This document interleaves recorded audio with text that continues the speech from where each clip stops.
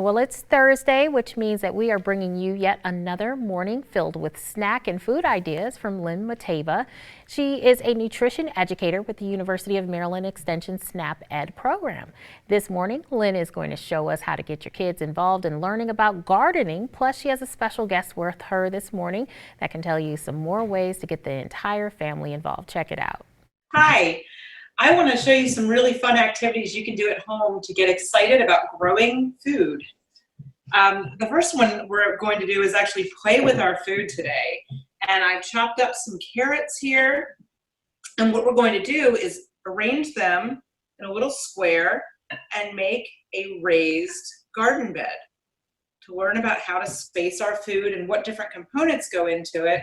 And we can also make a tasty snack while doing that. The next thing we would do for our raised bed is either use hummus or some smashed beans or even refried beans. I'm going to use the beans because they're a little more soil colored.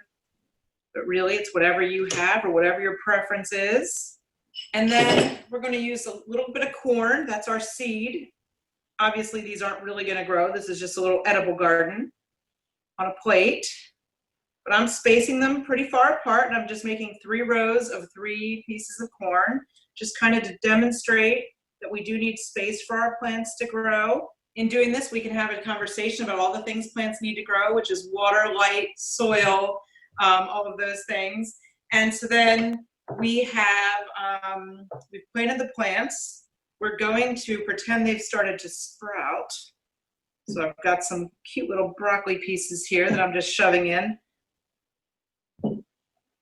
pretend play with food world where we make our corn sprout into broccoli. In order for these to grow and to remain healthy, they all need sunlight, they need water. We're going to water them with a little bit of salsa. And then we can also talk about weeds and how they kind of steal from our plants and take the nutrients and water, all the things our plants need, and they crowd them.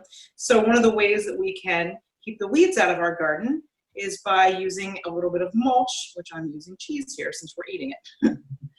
And there's our garden on a plate. So just some really fun things you could do and to get excited about growing. And I'm going to hand it over to Mark now because we partner with him and he's got some other great ideas about how you can get some food. Amazing. Thank you, Lynn. Wow. I'm sitting here in my kitchen with my spatula and my chef's coat on. But you know something, for all the young people, we've been doing this with the help of the WICOMICO Partnerships for Families and Children, providing food to all of our schools each Friday. But what's so exciting is with Lynn, working with Lynn, there's so many wonderful websites, and I hope we can put this on the screen. You know, there's cookingmatters.org, and there's also eatsmart.umd.edu.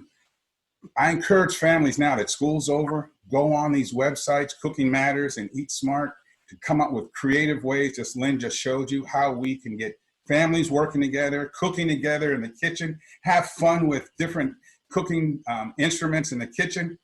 Just bring your families in. Well, Lynn also says that you can make a small garden out of a leftover produce container. To do that, she says you can line the container with simple coffee filters, place some soil inside, and then plant a few seeds, but make sure that you spread them out appropriately. Then, to water that, all you have to do is fill a water spray bottle and spritz the makeshift garden accordingly.